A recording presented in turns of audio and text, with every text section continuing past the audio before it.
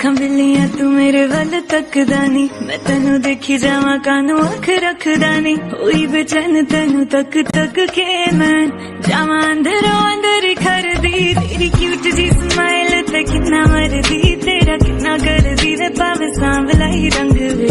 अखां च अखां पालिया सोहणिया